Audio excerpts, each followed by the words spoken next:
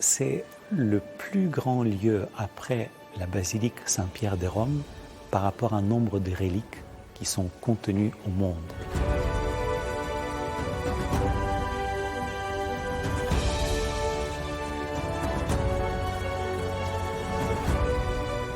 Bonjour à tous, ici Actu Toulouse, bienvenue dans cette série vidéo sur les lieux cachés de la Ville Rose. Et pour ce deuxième épisode, on vous dévoile les secrets, les trésors d'un lieu que vous connaissez bien, la basilique Saint-Sernin.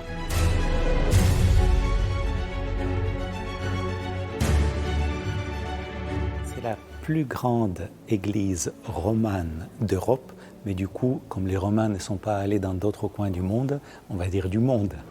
Puisque la seule église qui pourrait peut-être disputer la grandeur, c'est la cathédrale de Spire en Allemagne, mais elle était construite avec tant de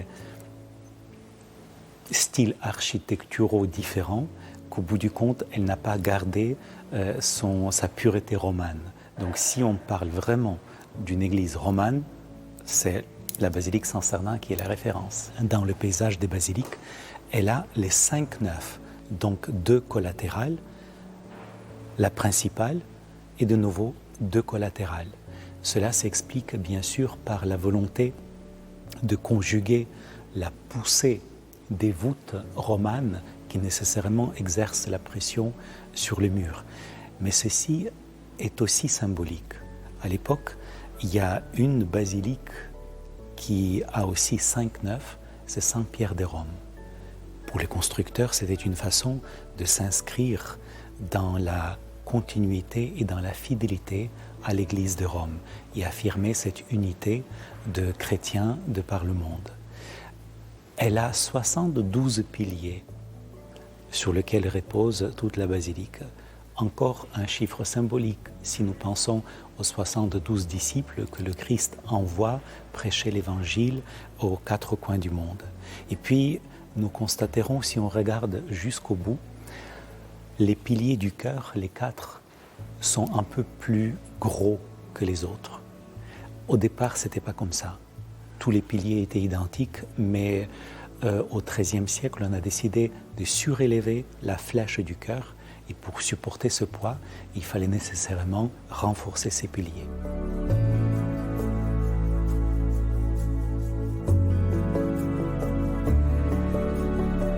Nous sommes à la porte des comtes. Et il faut imaginer, en regardant ce plan, ici, que quand le pape Urbain II vient consacrer la basilique, toute cette partie-là n'existe pas encore.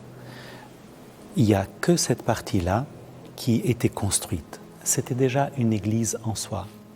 Donc les pèlerins pénétraient par la porte de Comte et rentraient exactement par cet endroit. Et la première chose qu'ils pouvaient contempler, c'était ceci, les pieds de Saint Christophe. En fait, ici, auparavant, il y avait une fresque de Saint Christophe avec les pieds en relief qui les accueillait. Pourquoi Saint Christophe ? Eh bien, parce que c'était le patron de pèlerins. La basilique Saint-Sernin se situe sur le chemin de Saint-Jacques de Compostelle. Donc, c'est une voie naturelle, surtout pour les pèlerins qui part depuis Arles. Donc c'est la voie d'Arles qui conduit par Saint-Sernin. Et nécessairement, en arrivant ici, c'était une étape majeure pour se reposer, pour vénérer les reliques, pour prier.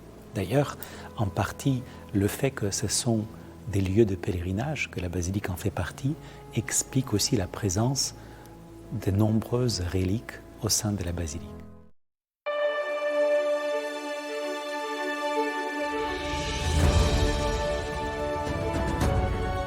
Le déambulatoire, c'est vraiment le lieu qui caractérise l'église de pèlerinage.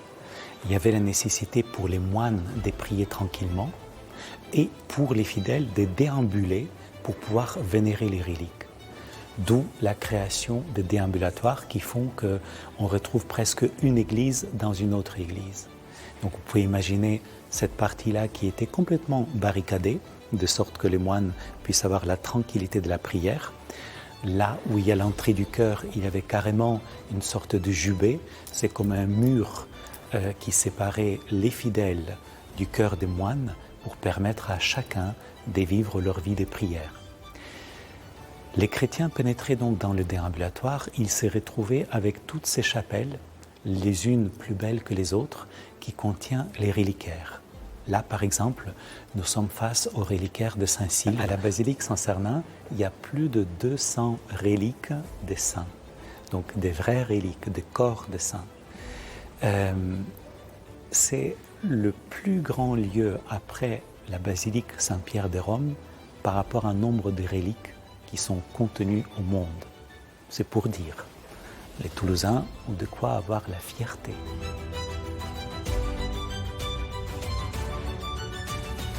La relique la plus précieuse se situe ici, dans la crypte inférieure, dans la chapelle centrale. C'est la relique de la Sainte Épine. Si vous voyez ce magnifique reliquaire en bronze, qui est déjà précieux en lui-même, à l'intérieur de ce reliquaire en bronze, il y a un autre reliquaire en argent qui est inestimable. Quand on l'a fait exposer, il y avait un garde exprès juste pour le reliquaire, pour le garder pour la vénération. Et à l'intérieur de ce reliquaire, il y a un tube en verre, dans lequel il y a un autre tube en verre, dans lequel il y a la Sainte Épine. Donc, l'épine qui provient de la couronne du Christ.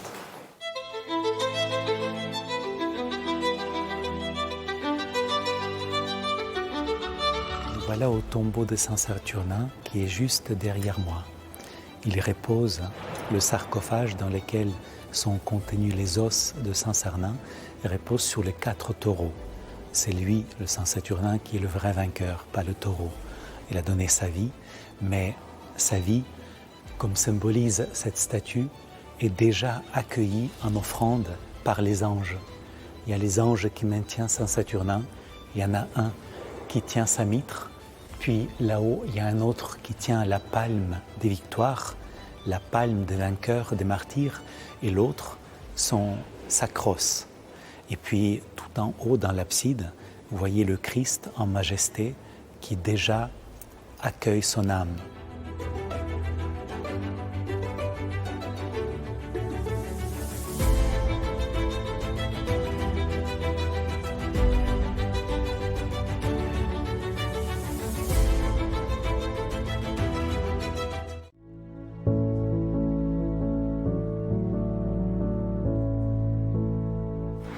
Là, on est à l'étage de la tribune et c'est ici que sont entreposées toutes les sculptures de Viollet-le-Duc.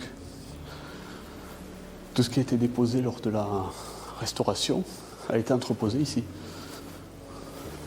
Le clocher de Saint-Cernin, il a été surélevé. Et quand ils ont surélevé le clocher de Saint-Cernin, il a fallu renforcer les piliers qui portaient le clocher.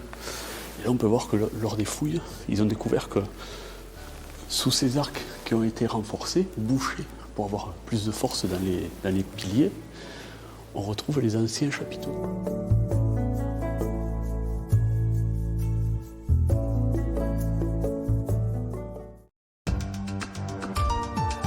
Actu.fr